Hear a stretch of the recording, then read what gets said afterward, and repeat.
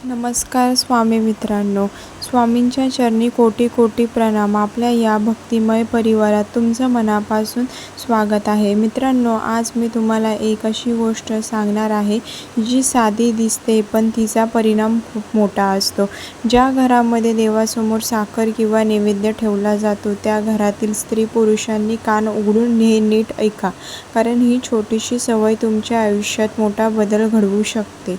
अनेक लोक रोज पूजा करतात, आरती करतात, पण नैवेद्य ठेवण्याची खरी पद्धत आणि त्याचं महत्त्व त्यांना माहीत नसतं आणि त्यामुळेच त्यांना अनपेक्षित फळ मिळत नाही. मित्रांनो, स्वामी समर्थांच्या परंपरेमध्ये नैवेद्याला खूप मोठं स्थान दिलं आहे. कारण नैवेद्य म्हणजे फक्त देवाला अन्न अर्पण करणं नाही, तर आपल्या घरातील ऊर्जा शुद्ध करणं असतं आणि देवाशी एक नातं जोडणं असतं. आजच्या या व्हिडिओमध्ये मी तुम्हाला नैवेद्याचे मोठे फायदे, खऱ्या कथा, वैज्ञानिक कारण आणि शेवटी एक प्रभावी मंत्र सांगणार आहे. त्यामुळे हा व्हिडिओ शेवटपर्यंत नक्की ऐका. मित्रांनो, सर्वात आधी समजून घ्या की साखर नैवेद्याचं महत्त्व काय आहे. साखर म्हणजे गोडवा आणि ज्या घरात गोडवा असतो तिथे भांडणं कमी होतात, प्रेम वाढतं आणि सुख शांती येते. म्हणूनच पूर्वीपासून आपल्या परंपरेमध्ये देवासमोर साखर किंवा गोड नैवेद्य अर्पण करण्याची प्रथा आहे. आता आपण एक एक करून त्याचे फायदे पाहूया. पहिला फायदा म्हणजे संपत्तीची वाढ. ज्या घरात रोज देवासमोर साखर ठेवली जाते त्या घरात लक्ष्मीचं आगमन होतं. मित्रांनो, अनेक लोकांनी हा अनुभव घेतलेला आहे की त्यांनी ही छोटी सवय सुरू केली आणि हळूहळू त्याच्या घरात पैशाची अडचण कमी झाली. कारण जेव्हा आपण देवाला अर्पण करतो तेव्हा देव आपल्याला परत अनेक पटीने देतो. दुसरा फायदा म्हणजे घरातील नकारात्मक ऊर्जा नष्ट होते. साखर ही गोड असते आणि ती आपल्या घरातील वाईट ऊर्जा शोषून घेते. त्यामुळे घरात सकारात्मक वातावरण तयार होतं. तुम्ही स्वतः अनुभव घ्या. ज्या दिवशी तुम्ही नैवेद्य ठेवता त्या दिवशी घरात शांतता जास्त जाणवते. तिसरा फायदा म्हणजे पती पत्नीमधील प्रेम वाढतं. अनेक घरात छोट्या छोट्या कारणावरून वाद होतात, पण नैवेद्य देवासमोर ठेवला जातो त्या नात्यात गोडवा आणि राग कमी होतो, समजूत वाढते. चौथा फायदा म्हणजे आरोग्य चांगलं राहतं.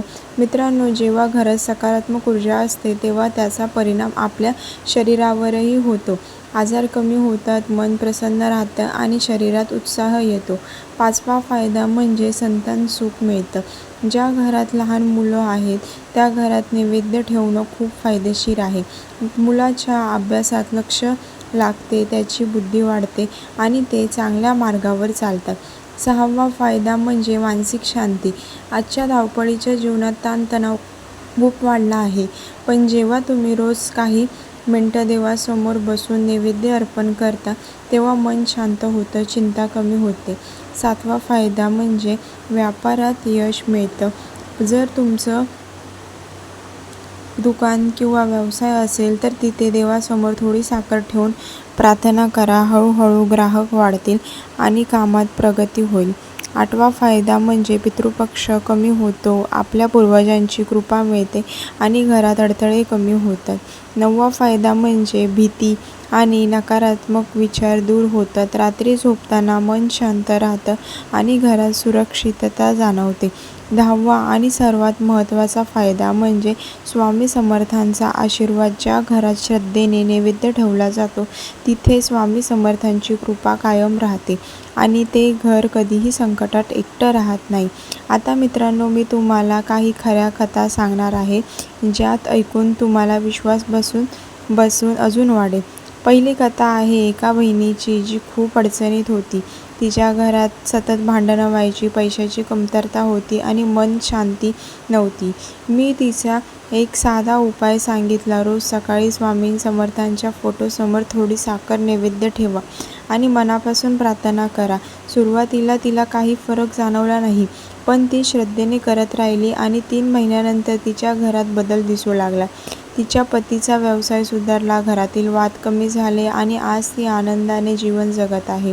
दुसरी कथा आहे एका शेतकरी भावाची. त्याच्या शेतात वारंवार नुकसान होत होतं, पीक नष्ट होत होतं त्यानेही हा उपाय सुरू केला. रोज सकाळी देवाला साखर अर्पण करून शेतात जायचा. काही महिन्यातच त्याच्या पिकाची गुणवत्ता वाढली, उत्पन्न चांगलं झालं आणि त्याचा आत्मविश्वास परत आला.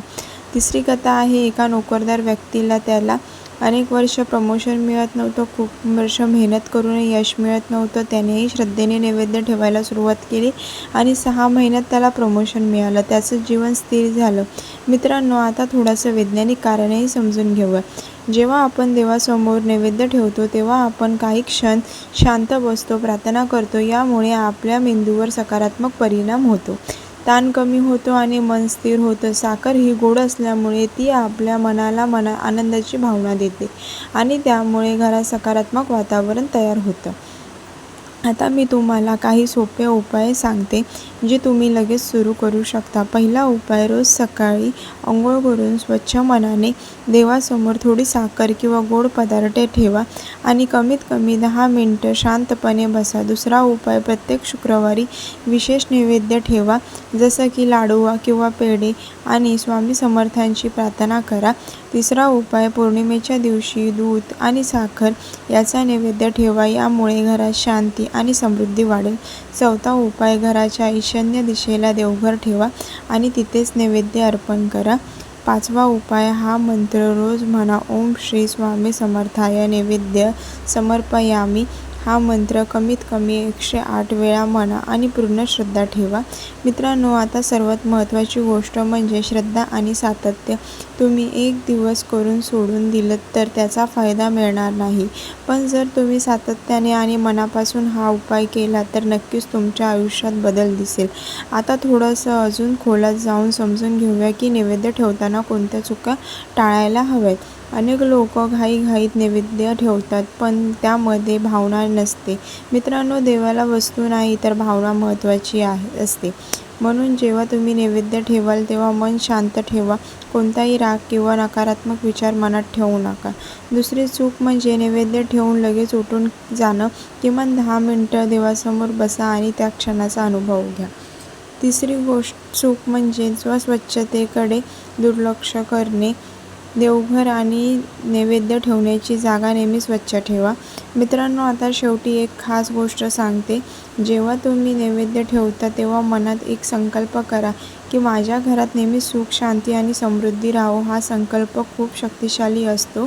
आता हा व्हिडिओ शेवट करताना मी तुम्हाला एवढंच सांगू इच्छिते की आजपासून ही छोटी सवय सुरू करा आणि काही दिवसातच तुम्हाला फरक जाणवेल. स्वामी समर्थांची कृपा तुमच्यावर आणि तुमच्या कुटुंबावर कायम राहो. मला खास तुमच्याशी 2 मिनिटं मनापासून बोलायचं आहे, कारण घराची खरी लक्ष्मी तुम्ही आहात. तुमच्या हातातच घराचं सुख, शांती आणि समाधान असतं. तुम्ही ज्या भावनेने देवासमोर नैवेद्य ठेवता त्याच भावनेने ते घर भरून निघतं. म्हणून भगिनींनो, जेव्हा तुम्ही साखर किंवा गोड नैवेद्य देवाला अर्पण करता तेव्हा फक्त एक छोटी प्रार्थना नक्की करा की स्वामी, माझ्या घरात नेहमी प्रेम राहू दे, राग आणि वाद दूर होऊ दे, माझ्या कुटुंबातील प्रत्येकजण आनंदी आणि निरोगी राहू दे. आणि बघा, हळूहळू घरातील वातावरण बदलायला सुरुवात होईल, कारण आईच्या मनातून निघालेली प्रार्थना खूप शक्तिशाली असते आणि स्वामी समर्थ तर आईच्या भावनेला कधीही नकार देत नाही. म्हणून भगिनींनो, रोज 2 मिनिटं स्वतःसाठी आणि आपल्या कुटुंबासाठी काढा. शांतपणे देवासमोर बसा आणि मन मोकळं करा.